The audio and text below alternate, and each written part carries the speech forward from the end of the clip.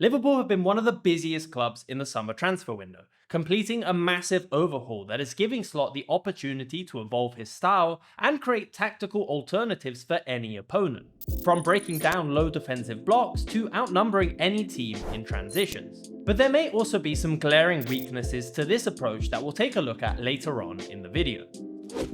Now, obviously, preseason friendlies can only tell us so much, but for tactics nerds like us, they can give us some great insight into what a manager is planning for the upcoming season. The first thing to take a look at is the more natural evolution of their more possession-oriented system we saw last season. In fact, the core principles of this team seem to have remained relatively unchanged.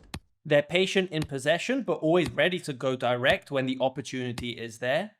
Their midfield is fluid, constantly rotating to create overloads across the pitch, and off the ball, their relentless gegenpress is a core defensive component. If we build Liverpool's starting 11 from the back, we'll likely see Kerkez as the left back, Bradley or Frimpong replacing Trent's role on the right, with Szoboszlai and Gravenberch in the midfield double pivot, and Wirtz and Ekitike linking up in the attack, along with Salah on the right and Gakpo being used a lot on the left during pre-season. This is an extremely fluid system, and the first big differences compared to last season can be seen when playing out from the back.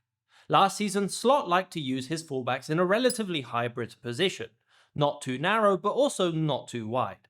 But in these first few games, his approach seems to be more similar to what we saw with a manager like Postecoglou, with the fullback starting higher up the pitch and in the half spaces.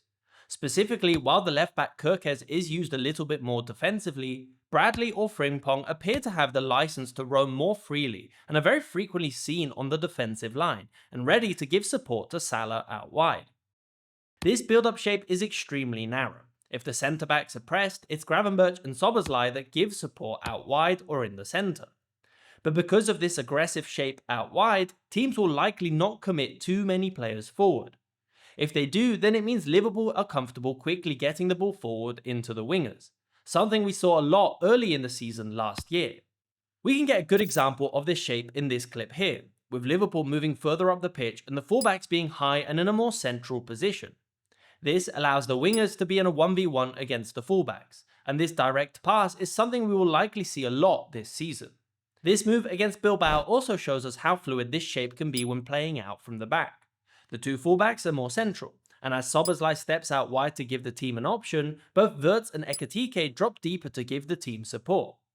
This shape does two things. It outnumbers the press from the opposition, but also leaves their more direct and dangerous players like Salah ready on the defensive line to attack in behind. Interestingly, one of the big differences between Bradley and Frimpong is that Frimpong is more likely to be the player hugging the touchline, with Salah drifting more centrally. So I'm curious to see how this relationship with Salah on the right develops. As they move up the pitch, the team essentially splits into two groups of 5. These 5 players are more preoccupied with giving Liverpool structure and balance, and will likely adopt a 3-2 shape to allow Liverpool to build through the first few lines of pressure, while the front 5 are a lot more fluid in nature, and will rotate their positions and not give the defense anything to latch onto. The links between these two groups is usually down to the 3 midfielders, with Szoboszlai and Wirtz rotating frequently, with the latter often dropping far from his starting position to receive the ball, and his position being occupied by any other player up top. Sometimes Ekitike dropping off the defensive line, or even players like Bradley moving into a more central position. By taking a look at Wirtz's statistics from last season on FOTMob, we can see how he was vital both offensively and defensively for Bayer Leverkusen. He ranked as one of the best players in the league in his position for both expected goals and expected assists, along with the most amount of successful dribbles, showing his versatility all over the pitch. But even more crucially for a manager like Arne Slot are his defensive numbers, and his interceptions, recoveries and high regains were again some of the best numbers in the Bundesliga for players in his position, a vital component for the aggressive gegenpress Slot needs for his system to work.